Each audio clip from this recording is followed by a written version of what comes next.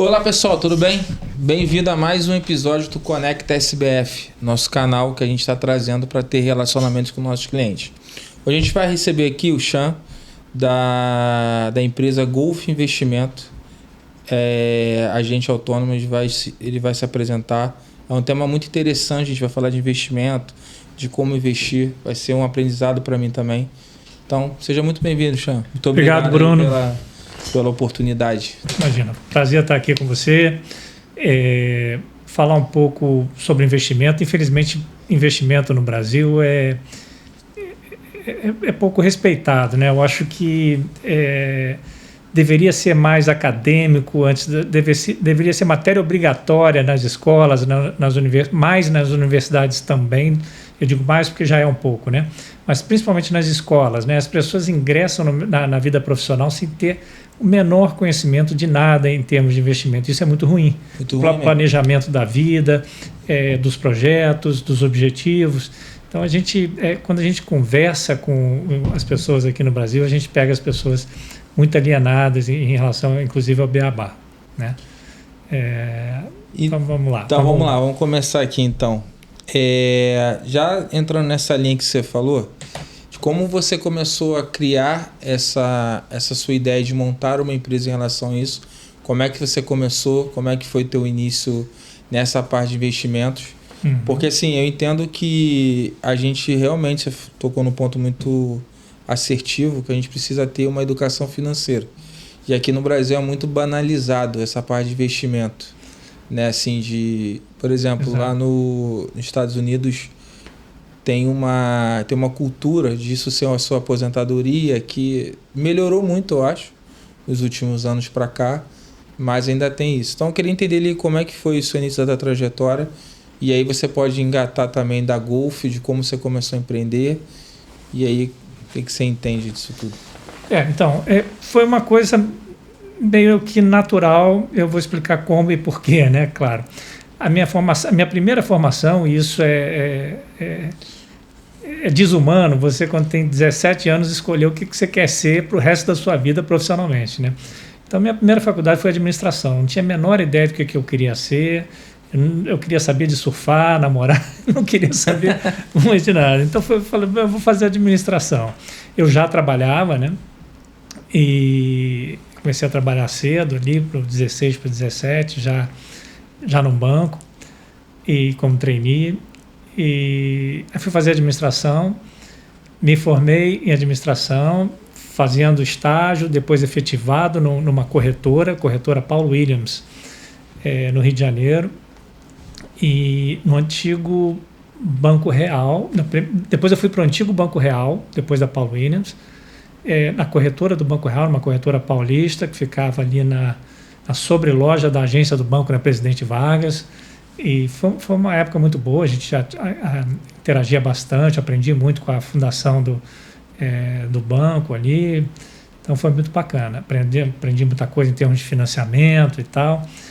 E depois eu entendi que para mim fazia muito mais sentido, já estava completamente envolvido com o mercado financeiro, a fazer economia. Fiz economia, e como eu tenho nacionalidade americana também, né, eu acabei depois, com 22 anos, indo passar um tempo nos Estados Unidos.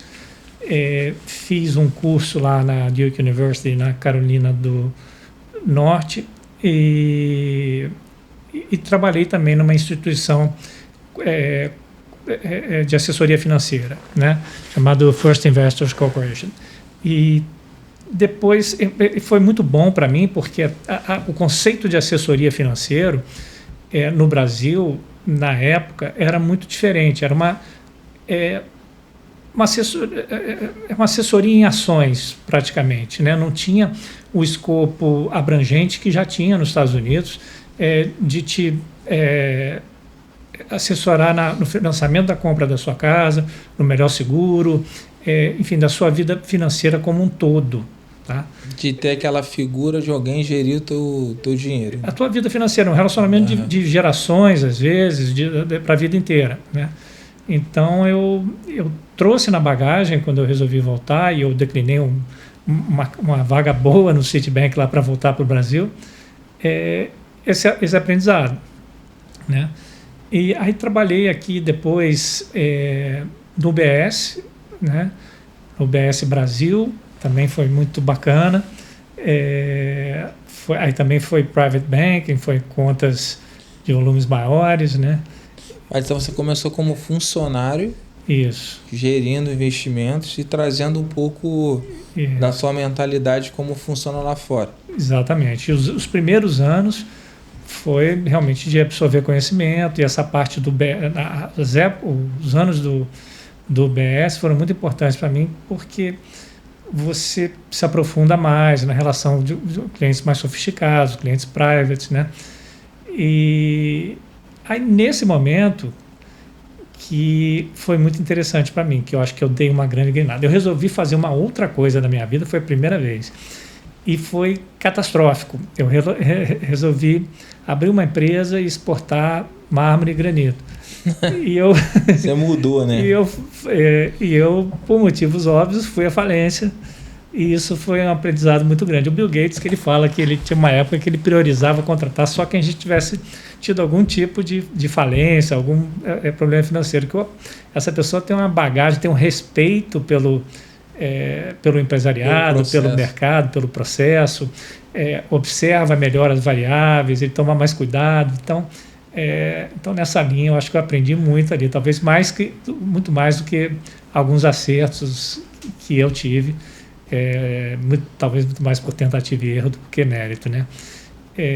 Então, obviamente, depois disso, eu falei, não, cara, meu lugar é no mercado financeiro, deixa eu voltar para cá.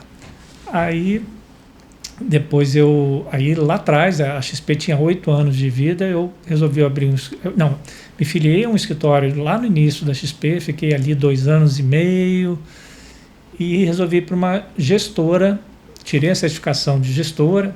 Eu já tenho, desculpa, na apresentação esqueci de falar, né? Eu tenho mestrado em economia também, eu tenho algumas certificações relevantes no mercado financeiro, o CFP, o CGA, que é para gestor. Então, aproveitando isso, eu fui para uma gestora, depois desses 3 anos de, entre aspas, estágio na XP iniciando, né? E fui entender uma gestora por dentro. Aí fiquei ali nessa gestora uns 2 anos e meio, e a XP, eu não tinha desativado o meu código de assessor de investimento, mas tinha uma base muito pequena de clientes comigo. A XP começou a me contatar e tal, vamos reativar, vamos abrir um escritório e tal. E eu achei que fazia muito sentido, porque eu tinha, como eu mencionei, trabalhado com assessoria de investimento lá fora, e a XP estava trazendo tudo que eu entendia que fazia sentido para assessoria financeira, que não tinha até então no Brasil, que era de fato abordar a vida do investidor, da pessoa como um todo, né? Diferente do que se tinha até hoje no mercado financeiro, que era uma coisa exclusiva voltada para ações, né? E aqui não é uma crítica, é uma constatação. Era o que tinha para o profissional trabalhar, era compra e venda de ações, é como ele pagava as contas dele, né? E depois com essa plataforma de investimentos, que era, e a XP não tem menor, e nem deveria ter pudor de falar que ela deu Ctrl+C, Ctrl+V na Charles Schwab, que é uma das maiores corretoras do mundo, ela copiou o mesmo modelo. Copiar o que está dando certo é benéfico, né? No sentido que você está trazendo coisas positivas para o mercado, né? Nesse sentido, particularmente, né? Então, ela trouxe tudo numa plataforma, renda fixa, renda variável, contra e ordem de fundos. Foi fantástico. Quando eu trabalhava no BS, eu tinha que mandar uma documentação para o administrador.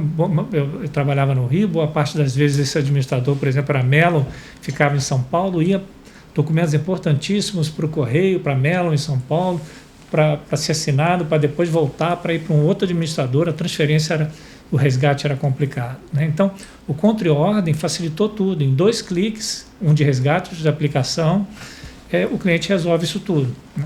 Então, a plataforma foi um avanço tecnológico absurdo que foi implementado no Brasil, inicialmente pela XP, depois pelas várias outras plataformas que a gente tem aí no mercado e que funcionam para o bem do investidor de uma maneira magnífica, né? E só para colocar assim, então esse teu erro ali de você ter saído, né, um pouco da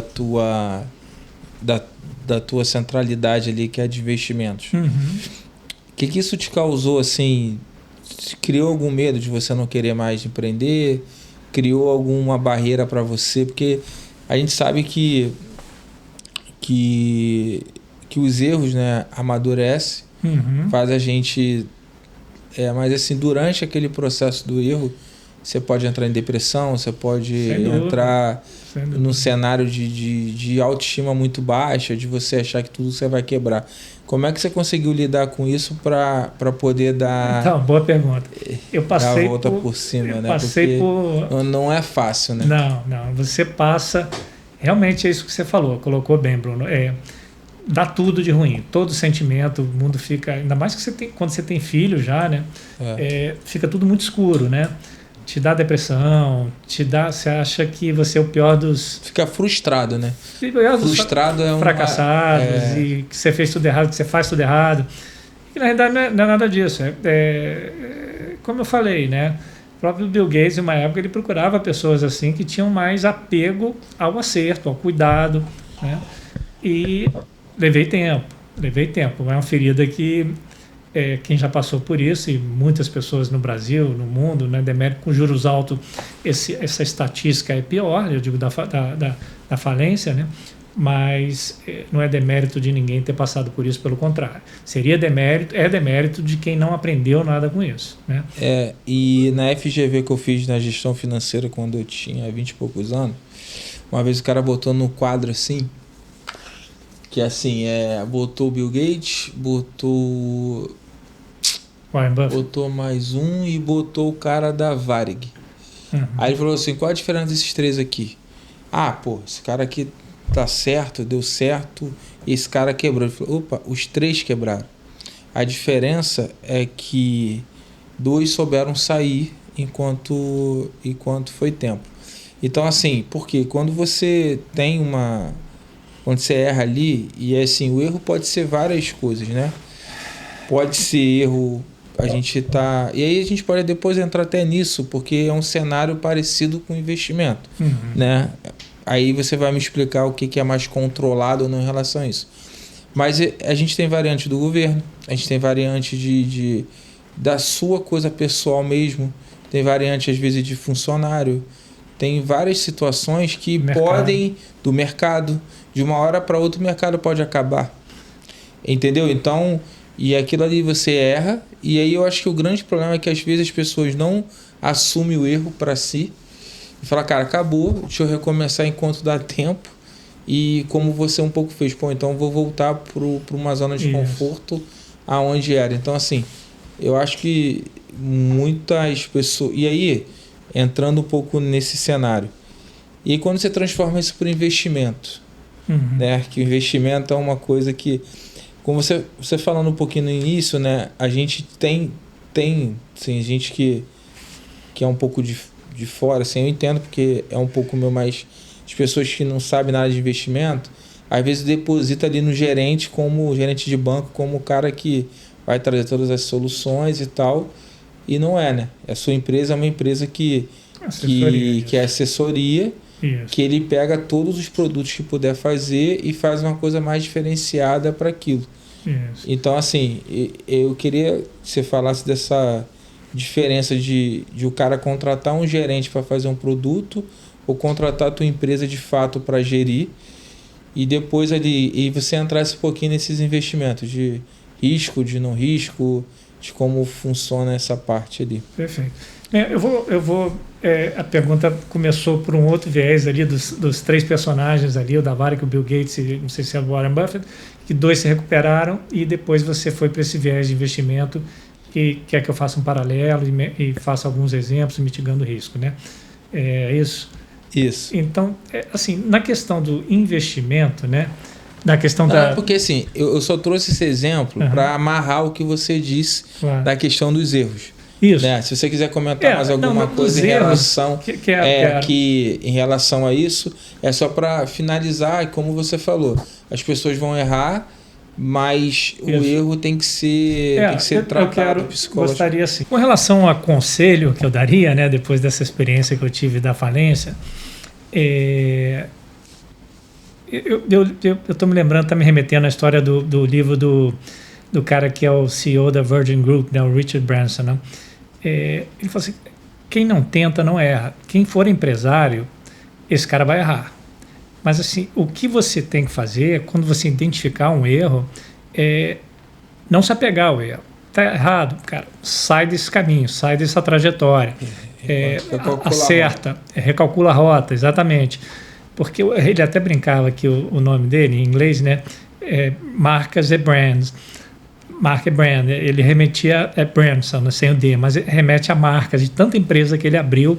Teve vários problemas financeiros nessa trajetória dele, mas ele acabou dando muito certo. Mas uma característica que ele tinha era que ele aprendeu, né, porque ninguém ia sabendo, saber entender quando estava indo errado, mudar a trajetória, encerrar uma empresa, partir para outra. Então, essa flexibilidade, essa sagacidade do empresário é muito importante. O cara que insistir no erro, ele está fadado à derrota. Né? E principalmente no Brasil, onde o histórico de juros é alto. Às vezes o erro vai te levar... um erro financeiro que vai desencadear uma questão financeira que vai te custar caro. Ou seja, o cara pega o dinheiro para fazer aquele erro, é maior... Aí continua ele insiste no erro, vira uma utopia, vai ficando maior. Isso, vira uma bola de neve, né? Vira uma bola de neve que ele não consegue sair mais. Como dizia o Einstein, a maior força do universo são juros compostos, né? Então tem que tomar cuidado com o erro para não virar uma utopia, uma fixação e você não entender que aquilo ali não deu certo e que é melhor estancar, né? Sim. E aí, só complementando a pergunta que eu estou te falando, que era, por que o cara escolher uma agente de investimento, ao invés de chegar ali no banco e falar, pô, eu tenho dinheiro aqui, eu quero colocar eu sei, eu só estou te perguntando bem colocado. Para você colocar. Como eu mencionei, eu trabalho com isso há muitos anos, né? E só na XP 16 anos, né? Peguei a XP, fez agora dia 25 de janeiro de 2025, então são mais de 16 anos. Então, a gente teve um time grande lá, a média da empresa eram 50 assessores, agora enxugou um pouquinho, mas e eu sempre, uma coisa que eu sempre valorizei bastante, a certificação dessa turma, a preparação dessa turma, seja um financial planner, seja, apesar de que não pode exercer as duas profissões ao mesmo tempo, de planejador e de assessoria, mas o conhecimento que ele absorve como planejador financeiro é absurdo para ele sentar com o cliente e fazer a parte de aposentadoria, sucessória, ajuda ele a construir isso tudo em linha com os objetivos, o perfil de risco, a necessidade de liquidez, tudo que esse cliente está objetivando e respeitando sempre o perfil dele, né? Porque é o que eu digo para a turma lá, os assessores. Quem está no outro lado da mesa tentando reter o seu cliente ou tirar o cliente de você é um gerente de banco. Agora, se você tem 10 vezes mais conhecimento que esse cara, que esse gerente de banco, você pode ter certeza que você vai ter muito mais clientes, você dificilmente vai perder uma batalha para esse cara e, consequentemente, o resto é consequência. Aí a gente está falando, obviamente, de remuneração do assessor, etc., indicação de cliente, a capacidade desse profissional crescer. Para você ter uma ideia, eu digo sempre que a indústria nos Estados Unidos está pelo menos há 10 anos na frente. Tudo veio depois aqui. E lá já estão no fee basis, que é uma taxa fixa que o cliente paga por ano, sei lá, 0,5% ao ano. O cara tem 10 milhões, ele vai pagar 0,5%, e todas as outras taxas, você vai dar a taxa máxima para ele. Você não vai ganhar um spreadzinho quando você aplica em renda fixa para ele, você não vai ganhar um spreadzinho ali no fundo de investimento, na carteira de fundo, nem nada, beleza? Então, assim, qual é a diferença? Em 2 anos, ele tem uma avaliação se ele vai ou não continuar com você sendo profissional dele. Aonde você ganha o jogo é no seu conhecimento. Quando você senta, você dá assessoria fiscal para ele, assessoria sucessória. Cara, aqui você vai pagar você vai pagar menos imposto. Aqui Sim. Você vai garantir que qual é o seu projeto? É passar para filho? É isso, aquilo, diminuindo... Você entendeu o cenário completo. Então, assim, se você está fazendo o que ele sabe que o outro assessor dificilmente vai conseguir fazer, porque enviar ativo com melhor taxa e tal, seguir uma indicação de uma corretora, entre aspas, qualquer um poderia fazer, né? Então, assim, em toda profissão, você seja na contabilidade, seja no direito, então, assim, você tem que ser fora da curva. Então, assim, e você tem que entrar no que... Uma vez, um professor falou uma coisa... Ele entrou numa situação de um benefício fiscal e aí contrataram ele. Olha como é que é importante saber a estratégia do cliente. E ele falou assim, chegou lá, ele fez todo o planejamento, assinou, beleza, tudo tranquilo. Deu uma semana, os donos queriam vender, já estava com cara para comprar. Aí o professor que participou da equipe falou, peraí, cara, tu fez isso aqui, mas tem que ficar 25 anos, senão você perde o benefício, tem que voltar com dinheiro. Ele, não, mas você não falou isso. Mas tu não me perguntou, pô. Tu não falou para mim se você queria vender. Uhum. Entendeu? Então, assim, essa a estratégia, eu falo muito isso, o planejamento tributário, e aí o que fica como lição? O planejamento tributário não pode ser maior do que a sua estratégia como empresa, como pessoa. Então você pode dar a melhor taxa para ele, no meu caso, a melhor situação tributária. Uhum. Mas se eu não entender como ele quer prosseguir com aquele teu negócio, a gente não vai. Exatamente. Você não vai conseguir atender ele e tu perde a. Aí tu faz ele entrar num loop de prejuízo, porque você não tentou entender ele e enxergar todos os cenários possíveis.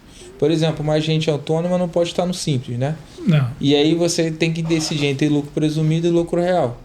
Mas a remuneração dos assessores, eles basicamente precisam ter um lastro de lucro. Então eu não posso estar no lucro real. Exato. Aí eu posso te oferecer, não, mas você vai lá no lucro real. Mas tu fala, cara, mas não dá, no meu negócio não dá, porque os assessores fazem parte, que tem que fazer parte da empresa, né? O assessor, para você poder vincular ele. Então, assim, são situações em que você precisa entender e aí você tem que, a partir dali, você tem que tentar criar uma outra estratégia. Entendeu? Porque senão não dá. E eu acho que assim funciona também na parte de investimento. É que vai chegar gente ali e fala, pô, eu tenho 5 filhos. Aí eu falo, mas uma de 2 esposas diferentes. Aí o outro, mas eu me separei. Aí o cara pergunta assim, não, mas se eu me separar dessa esposa... Aí às vezes o cara se chama... Já aconteceu comigo assim, cara, olha só, eu tô quase me separando aqui. Como é que faz isso aqui? Aí, mano... Não, isso é mais comum do que a gente imagina, do que as pessoas imaginam, né? Esse final do ano eu tive 2 situações dessas, né? E o mais engraçado que isso não é uma crítica ao assessor, isso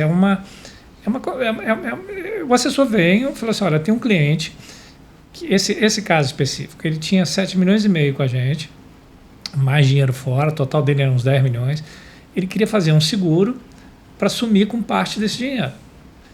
E o assessor veio feliz da vida, falou assim, olha, tem aqui uma situação, ele está se separando, ele quer fazer um seguro aqui, acho que 2 milhões. Eu falei assim, não, peraí, a gente tem uma assessoria jurídica que nesses casos, independente da comissão, eu preciso que ele converse com a advogada vai mostrar os riscos e a jurisprudência para ele.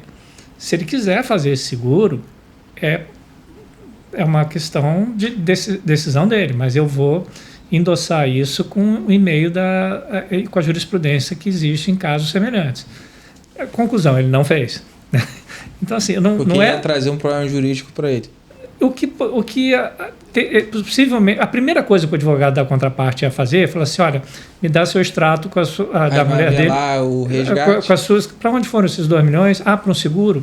Peraí, eu quero desconstruir esse seguro, quero ser beneficiária desse seguro, quero não sei o que, então, enfim, essas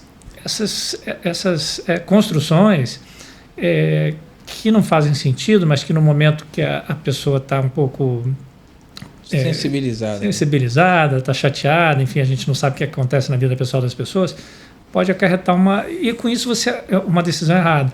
Mas uma provocação dessa com o cliente, com o advogado, e você mostrar para ele, ele entende que você abriu mão de uma comissão que às vezes é relevante, mostrou para ele um caminho que não é o melhor para ele. Que você não olhou o dinheiro por si só. Isso. Você olhou o bem dele. Exatamente. Né? Você acaba fortalecendo uma relação de longo prazo com o cliente. Né? Sim. E aí você cria a fidelidade. Assim é um pouquinho a gente aqui também. Exatamente. Você falou isso, eu me lembrei. E assim, vamos entrar um pouquinho nessa parte dos tipos de investimento. Isso. Que isso é uma pergunta que todo mundo deve entender ali. O que é um investimento de renda fixa, pequeno, médio e alto risco. Precisa talvez entrar por detalhe e tudo, mas assim, vamos supor se o cara tem um dinheiro para investir. Qual o valor mínimo assim que é bom no cenário de investimento? Como é que é o percentual de um risco menor, maior? O que você entende? Tem várias questões aí, né? Às vezes a pessoa... falta muito conhecimento, como eu iniciei na minha conversa falando aqui no Brasil. Então, às vezes você pega uma pessoa, até com valores relativamente altos, que culturalmente tinha por hábito deixar tudo no banco, delegar tudo para um CDB do banco, né? Então, o que acontece? Esse cara, ele não conhece nada de investimento, né? Então, quando você senta com um cliente desse, começa a tentar explicar, ele fica olhando para você, porque assim, quando você está falando para um médico, para um advogado de investimento, às vezes começa a ser uma sopa de letrinhas, né? Mas com o tempo você vai ganhando confiança, aquela vai desmistificando, vai se tornando, o diálogo vai se tornando mais fácil. Mas vamos lá, você tem basicamente 3 formas de investir, vamos colocar isso de uma maneira mais simples possível, seja o baixo, o médio e um risco maior, mais arrojado, né? Quando a gente fala em baixo risco, tudo mais constante, né? A gente está falando em renda fixa, né? Predominantemente em renda fixa. Renda fixa no Brasil tem 3 tipos de renda fixa: o pré-fixado, o pós-fixado, que é indexado geralmente a Selic, e o atrelado à inflação, né? Que é uma taxa de juros, a inflação mais uma taxa de juros pré-acordada. Tá? Então, basicamente, em renda fixa você só tem esses 3 cenários. E o risco é baixo de perda e tal, porque já está ali... É mais ou menos baixa, tá? Por isso que eu falo assim, para o risco zero é um atrelado ao CDI, que seria o Tesouro Selic, por exemplo. Tá? Quando você pega um pré-fixado, principalmente longo, você pode estar correndo risco, sim. Mas de perder o principal ou de perder... Não, perder o principal não, de perder valor significativo. Porque a inflação... Isso, aí é uma questão um pouco mais complexa para eu abordar agora, mas enfim, você pode perder valor sim. Tá? Principalmente se você precisar resgatar e a situação fiscal do Brasil, como está acontecendo agora, vier se deteriorando. Tá? Mas isso é um assunto para um podcast inteiro. Tá? Agora, assim, o que faz muito sentido é as pessoas entenderem que é o indexado à inflação, por exemplo, que é um IPCA+. Então, você está olhando para uma aposentadoria, para parte dos seus recursos, faz muito sentido que você tenha alguma coisa, esses recursos em IPCA+, porque hoje você tem 30, 35, 40 anos, está começando a trabalhar. Quando você estiver com 65, você quer que esses recursos não tenham perdido o poder de compra. Então, a gente tem que olhar para alguma coisa que tenha na composição de remuneração o IPCA, que é a cesta que compõe a inflação no Brasil, onde é calculada a inflação no Brasil, que são 40 itens. Tá? Então, tem algumas variáveis aí que não vou me aprofundar tanto, mas que é relevante. Então, esse seria, teoricamente, o baixo risco. O médio risco, aí a gente tem um universo de fundos, né, que aí a gente... Que é investir em fundo. É basicamente fundo, vamos chamar por aí, que seria um médio risco, que é o que caracteriza o médio risco é a volatilidade, a oscilação dos retornos desses ativos, né? Então aí você fica ali numa classe média, que está ali nos... A parte de ações de empresas ficaria no seria médio? Os multimercados. Não, ações de empresas, necessariamente ali, mesmo as de dividendo, porque elas podem sofrer algum impacto, algum viés ali, é renda variável, e renda variável operações mais arrojadas, né? Agora, assim, mesmo dentro desse universo, você tem como mitigar o seu risco. né? Você tem como fazer uma carteira bem diversificada por setores, né? E conversar com alguém. Assim, o que eu acho hoje, né? Mas aí, rapidinho, só para entrar nesse raciocínio. Então, talvez você ter um agente que tome conta de você, você acompanha, né? Por exemplo, até no curto aqui, fala, cara, melhor sair agora, deu problema aqui, melhor sair agora, vamos recalcular a rota. Então, assim, isso é muito... Eu acho que isso acaba sendo um diferencial para escolher um agente ali. Então, uma relação com agente de investimentos, com assessor de investimentos, ela é muito de confiança. É como um médico de família, tá? Sim. Mas esse profissional tem que ser muito bom.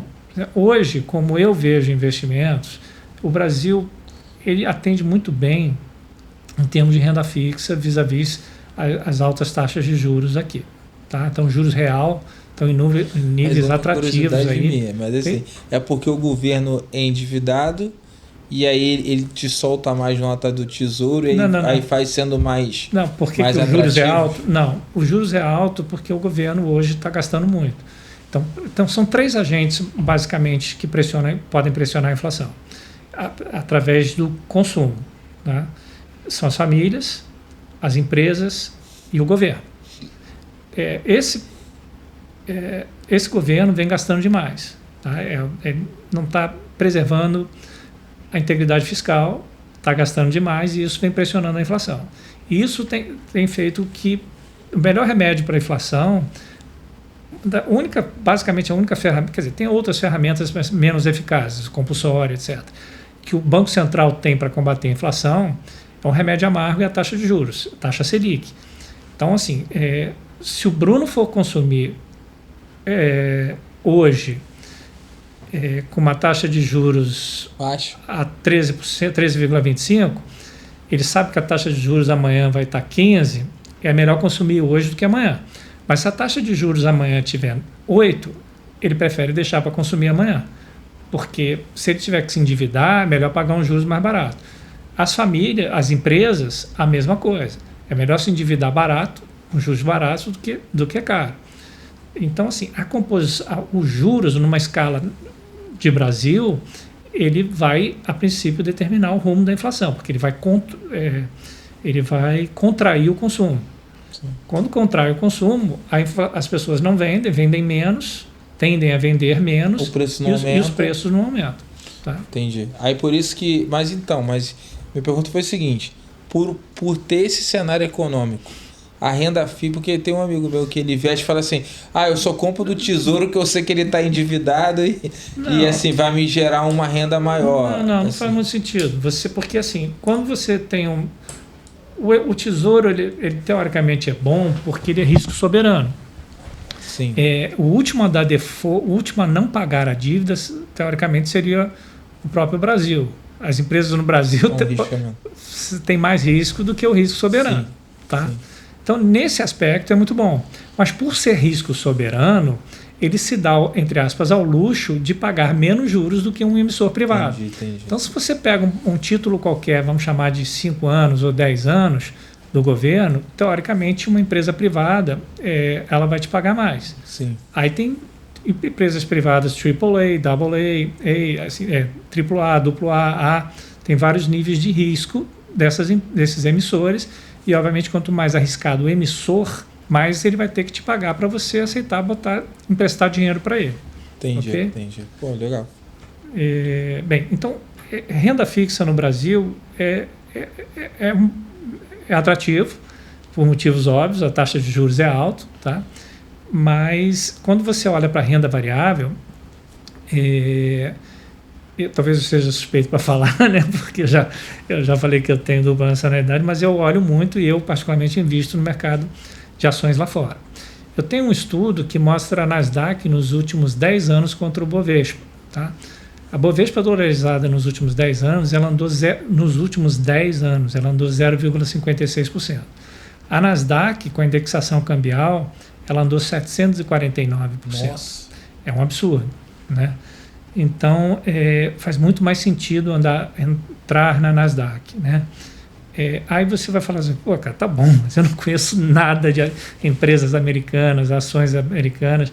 Cara, aí você tem, você tem predominantemente, por exemplo, você quer investir em tecnologia, que faz muito sentido, você compra um ETF de tecnologia, que é como se fosse hoje em dia a gente tem o BOVA11, que segue o índice do Bovespa aqui.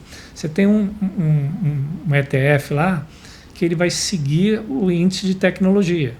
Então, vai fazer muito sentido no longo prazo. Você sabe que as empresas de tecnologia americanas vão performar. Faz muito mais sentido, por exemplo, do que comprar as 7 maiores empresas de tecnologia dos Estados Unidos, as Big Seven, né? A Apple, Alphabet, Meta, Microsoft, enfim, do que essas empresas performaram muito bem de 2015 a 2022, que elas renderam 2.600% ao ano. Depois elas praticamente pararam de performar, estão ali entre 10% e 12% ao ano. Né? Normal. O que performou foi outro setor, foi o setor bancário, que de 2022 para cá foi 100% ao ano, mas que estava muito defasado. Mas a gente não está aqui para acertar o que vai... o estoque 600. A gente não quer isso. Então, ou você tem um bom assessor nos Estados Unidos para essa parte de renda variável, e isso não precisa ser um cara de lá, seu próprio assessor daqui vai te botar, vai te dar... Na mesma rede ali. Vai te botar exatamente na mesma, seja qual for a sua plataforma, ou você compra um ETF, como eu mencionei, cara, o Nasdaq performou nos últimos 10 anos, que é a bolsa de tecnologia, tem 11 bolsas nos Estados Unidos, tá? A Nasdaq é de tecnologia. Cara, eu vou comprar um ETF disso aqui que eu sei que vai performar. Porque assim, tem empresas de tecnologia que vão andar, outras não vão andar, mas assim, eu vou estar no índice que eu sei que anda. Então pronto, isso aqui para mim é o suficiente, isso aqui eu vou estar bem. É claro que você tem que ter uma reserva de caixa que você não vai precisar para fazer esse movimento, e outro perfil de risco também, né? Porque assim como ser empresário, investir em ações tem que ter um pouco de perfil de risco também, porque isso não é uma renda fixa que vai render, sei lá, 30%, 40% ao ano. Tem anos que foi negativo. Então o sujeito botou lá um valor qualquer, vamos chamar de 100. No primeiro ano foi tudo errado, ele terminou o ano com 65, esse cara vai entrar em desespero e vai resgatar. Ele não entende, ele não vai entender que isso faz parte de um ciclo que é natural. Sim. Ele pode ter entrado num momento ruim, mas a melhor decisão a fazer talvez não seja vender, sim botar mais para fazer um melhor preço médio. Né? Exatamente. E assim, a gente vai entrar... Só vou depois te perguntar sobre os grandes ali, que foi a minha curiosidade que eu te falei. O que eu entendo, né, muitas vezes, assim, porque eu sou contador, eu já fiz valuation de empresas, né? Investimento já, assim, eu entendo muito básico, mas eu entendo ali o que eu consigo fazer, mas a gente não sabe projetar. Se você tiver o mesmo dinheiro, vai botar numa empresa ou vai botar em investimento? E aí uma curiosidade minha, o que eu vejo do lado de fora, tá, Chico? Eu vejo assim, uma empresa tem uma capacidade de gerar um capital que eu não sei se poucos investimentos podem dar esse giro. Como gerar o capital é o seguinte, tu investe às vezes 200 mil numa empresa e ela pode dar certo e virar 2 milhões, 3 milhões. Sem dúvida. Que eu acho que nenhum investimento, talvez só os de grande risco consegue competir.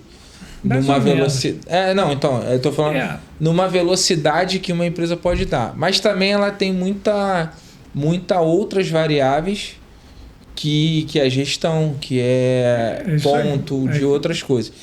Então, assim, num cenário assim, de uma pessoa ter um sonho de empreender, por exemplo, o cara recebeu um dinheiro, que você deve lidar com isso, recebeu um dinheiro de uma ação, do emprego da vida dele toda, e ele provavelmente já deve ter chegado para você e falado assim, cara, eu não sei se eu abro uma empresa, não sei se eu invisto, eu não sei se eu jogo um pouquinho para cá, um pouquinho para lá. Qual é a tua experiência em relação a isso? De pessoas que foram tentar empreender e se deram mal, pessoas que foram investir e se deram mal, assim, se deram mal não, mas que não tiveram o objetivo que precisaria ter. Como é que você enxerga isso dentro do seu dia a dia? Então, isso é uma pergunta que tem N variáveis, né? Porque... Mas é a sua percepção. Então, assim, quando você está no teu negócio, o meu negócio deu muito certo depois de muito ter apanhado na vida. Mas eu estar no meu negócio é o meu empenho 24 horas por dia. Tem hora que e você como empresário sabe disso. Não é que eu estou de 9 às 6 no meu trabalho e depois eu desliguei como empresário, final de semana eu estou desligado. Eu estou o tempo inteiro pensando no meu trabalho, porque o empresário, no mundo inteiro, não é no Brasil, ele tem que ter esse perfil. Se você não tem esse perfil, talvez não seja o melhor lugar para você aportar seu dinheiro. aportar seu dinheiro. Porque demanda uma dedicação muito intensa. Às vezes até sonegar muita coisa da vida pessoal, né? E é assim que é. Ser empresário é isso, né? Tudo você linkar para isso é uma oportunidade para o meu negócio, isso aqui eu não vou fazer, isso aqui é bom, isso aqui tem outra dimensão, tem outra perspectiva, né? Investimento é uma coisa completamente diferente.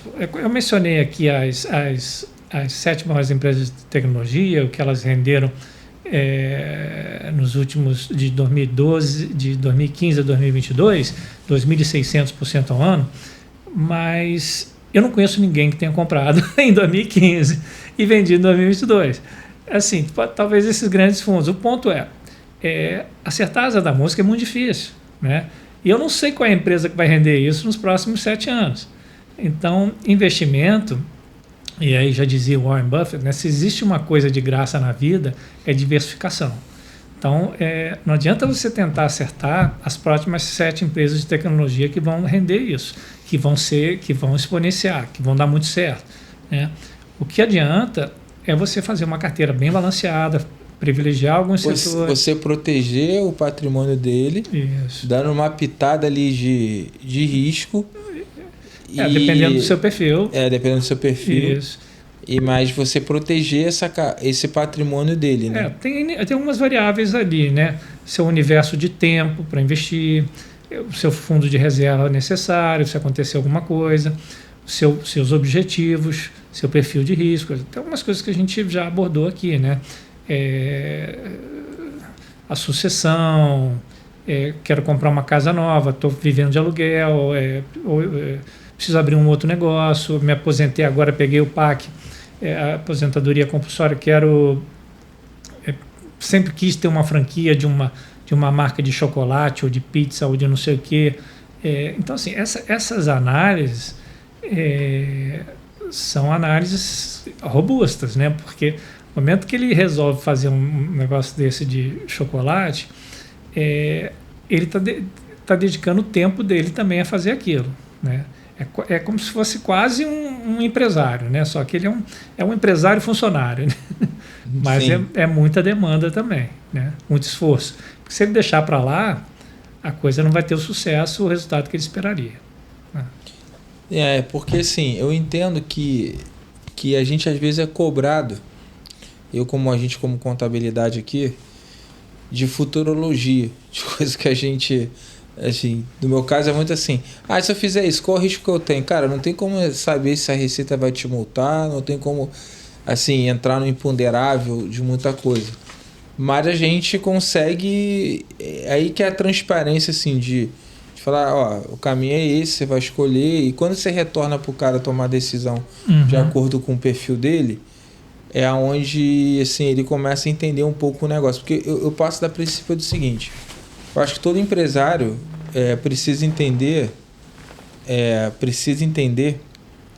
precisa saber um pouco do negócio dele como um todo.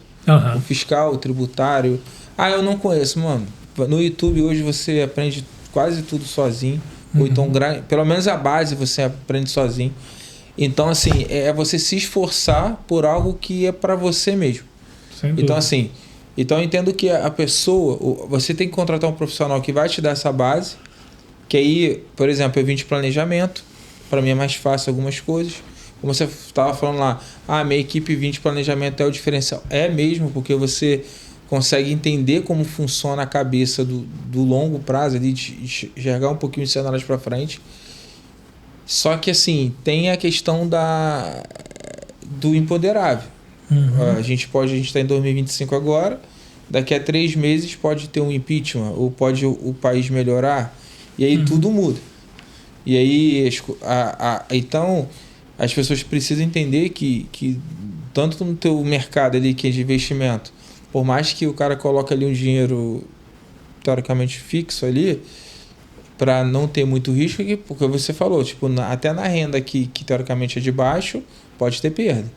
Entendeu? Então,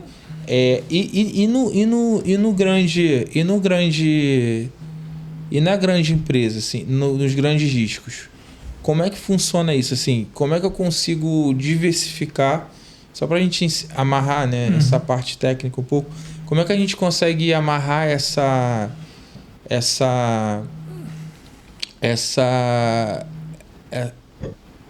ensinamento para você estar no risco, mas você não zerar, não perder todo o dinheiro? Qual é a ferramenta ali que você consegue ter isso? Então, a melhor coisa para você investir em renda variável, porque quando você investe em renda variável, quando você corre o risco, qual o motivo, qual é a recompensa que você quer pelo risco? Um retorno maior, certo? Sim. Não tem motivo do Bruno pegar o dinheiro dele em detrimento de ter vamos chamar de 13,25 ao ano, ele correu o risco, ele vai para um universo incerto, podendo perder, ele tem que ter uma recompensa. A recompensa, obviamente, que ele está buscando ali é financeira, é o retorno maior. Tá? Então, quando você vai para uma estrutura de um retorno maior, primeiro, você tem que olhar a perspectiva dessas empresas, a sexta. Por isso que eu mencionei a Nasdaq. A Nasdaq, dificilmente você vai ter... quebrar. Se olhar para trás, primeiro, você está botando em moeda forte. Aí a gente está falando em uma mediana ali de 9,8%, quase 10% ao ano de correção dólar real. Claro que isso teve ano que foi completamente... Isso não é uma regularidade, mas você tem que olhar janelas longas, porque muda governo, um governo mais para o social, o real perde mais valor, e um governo mais de centro é o contrário, né, ganha mais valor. Historicamente é isso. Não estou dizendo que será sempre assim, mas a tendência é que seja assim, é assim no mundo inteiro. E com relação às empresas, quando você tem um juros alto, que é o que está acontecendo agora, em função das questões fiscais que eu mencionei, a estrutura de capital dessas empresas, porque elas têm dívida, fica comprometida. Então, a capacidade de gerar lucro também fica complicado. Então, o resultado das empresas vem ruim. Quando vem um resultado de uma empresa ruim e você está comprado nela, é ruim. Então, assim, o melhor cenário é renda variável nos Estados Unidos, aí você tem todo um histórico que te favorece, não precisa nem de grandes especialistas, você compra um índicezinho ali, você sabe que a tendência de ele performar, obviamente não tem garantia, mas assim, dele performar o que ele performou nos últimos 10 anos, principalmente que o setor de tecnologia é um setor que se recicla bastante. Então, a tendência de que alguma coisa dê errada ali é muito pequena, né? Aí você, não, mas a DeepSeek, não sei o que e tal, não pode abalar. Olha, eu particularmente não acho que isso seja uma grande ameaça. Acho que é uma coisa de momento. E já as empresas maiores, setor financeiro, tudo, aí eu acho que são algumas variáveis que ainda podem botar, por exemplo, o setor financeiro, bancos em xeque. Eu acho que ainda pode persistir a taxa de juros alta nos Estados Unidos, a gente não sabe como isso vai ficar. Então, é um cenário bem imponderável, né? É um cenário ainda de difícil previsão, né? E aí, só para a gente caminhar aqui para o fim, assim, eu queria que você falasse um pouquinho do nosso relacionamento entre Gulf e SBF, ali, porque a gente começou em 2021, eu acho, mais ou menos. Então, assim, eu queria que você falasse um pouquinho do nosso relacionamento, o que você tem ali da nossa empresa, como é que foi a nossa relação. Vou falar, obviamente, isso é muito importante, mas eu gostaria também de deixar uma mensagem, né? Eu acho que tem uma coisa que eu quero realizar ainda, é um projeto que deve sair da gaveta em breve, que é trazer um modelo de acesso à educação a nível superior como é nos Estados Unidos, né? As pessoas começam a pagar depois de formado, ou pelo menos parcialmente isso sem, ou parcialmente, ou integralmente, ou parcialmente, ou uma parte. Vamos supor, o acesso a cursos de medicina no Brasil é muito caro. Estamos falando em cursos, às vezes, de 12 mil ou mais, né? Mas se eu estivesse falando para você que o curso de medicina custa 5 mil, teve muita gente que ia falar assim, pô, eu vou botar meu filho. Porque assim, passar para uma federal de medicina é quase uma loteria, né? Sim. Mas tem muita gente que consegue pagar 5 mil, 12 mil não. E essa diferença, o aluno vai pagar depois que ele for médico, como é nos Estados Unidos, né? Então, assim, isso eu para viabilizar, eu não dependo do governo, é uma iniciativa fácil e é um projeto que eu gostaria de viabilizar. Eu acho que faz muito sentido para o Brasil, acesso à educação. E isso é linkado a investimento, a fundo? Investimento, é um fundo de direito creditório, de um FDIC, por exemplo, que faz esse subsídio e viabiliza milhares aí. Ou seja, ao invés de o cara pagar 50 parcelas de 10 mil, vai pagar de 100. De 12 vai pagar de 5, de 6 mil. E viabiliza milhares de novos médicos no mercado e é bom para todo mundo, né? Sim.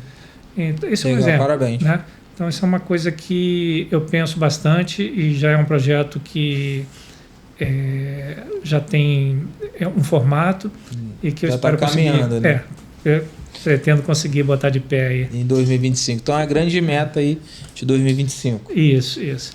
Agora, a relação é uma parceria muito eficaz com a relação aí com a SBF, aí, contabilidade, para a gente dar o andamento final aí na nossa conversa.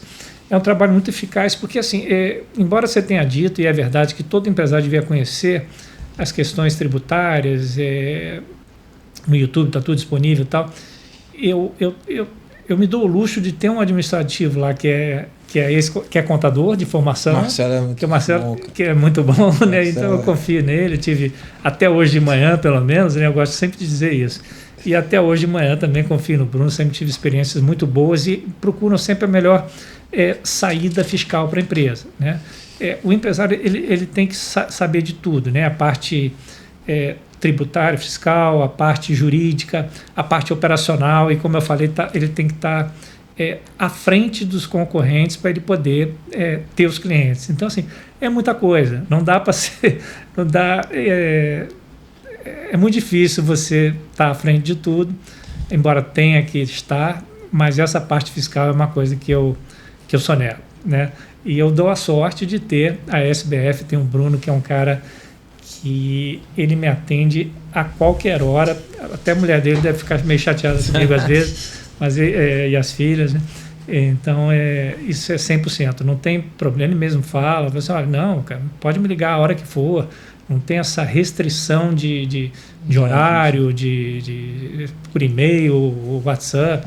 Então, assim, ele é muito acessível sempre e as soluções que para a gente estar sempre, obviamente, dentro da legalidade, pagando o menor imposto possível que ele me ofereceu, foram fantásticas. Então, assim, a relação é muito boa, como eu mencionei, nunca tive uma decepção, né? E eu estou muito feliz e em função disso não poderia deixar de vir aqui prestigiar. Eu te agradeço muito. A gente sempre teve relação assim com todos os clientes. Isso, eu fico muito feliz assim. Muito obrigado, Sean. Assim, a gente também, pra gente aqui é muito importante ter você com a sua experiência, que é uma empresa diferenciada, assim. Então, muito obrigado por tudo. E assim, eu só queria então que você se despedisse, falasse assim um pouco. Eu ia falar, né? Você já antecipou um pouquinho da questão dos seus projetos. Que você deixasse ali o seu recado, o que você espera aí da continuidade da tua empresa, da tua história, do país. Aí fica à vontade aí para você falar o que você quiser aí, agradecer a quem você quiser e a gente poder seguir. Eu incentivo fortemente, eu tenho uma... Eu não sei se tem uma coisa que eu vejo muito aqui, filhos de amigos, talentosos, boa parte das vezes eles focando em concurso público, né? E eu acho isso um desperdício muito grande, né? Porque assim, eu acho que as melhores mentes, as maiores mentes, elas têm que empreender, gerar riqueza, fazer o país crescer. Como é nos Estados Unidos, né? Como é nos Estados Unidos, e eu não ia falar essa frase, mas tá bom. Porque assim, se as pessoas não empreenderem para gerar riqueza, o Brasil não cresce, o Brasil não contrata gente, não paga salários. Você cativa a sua mente a uma situação que ela podia ir muito melhor. E você já deu o limite da sua vida, entre aspas, né? Você sabe que o seu teto salarial vai ser aquele. Isso. Então, assim, não tem... Outro dia eu estava vendo alguma coisa na internet, assim, os bilionários do mundo, nenhum é funcionário. Então, assim, isso não existe, né? Talvez fizeram a transição para aprender, como eu fiz, como você fez, como muitos fizeram. Mas chega uma hora e fala assim, não, então... mas com certeza ninguém, ou pelo menos não deveria ficar na carreira pública, né?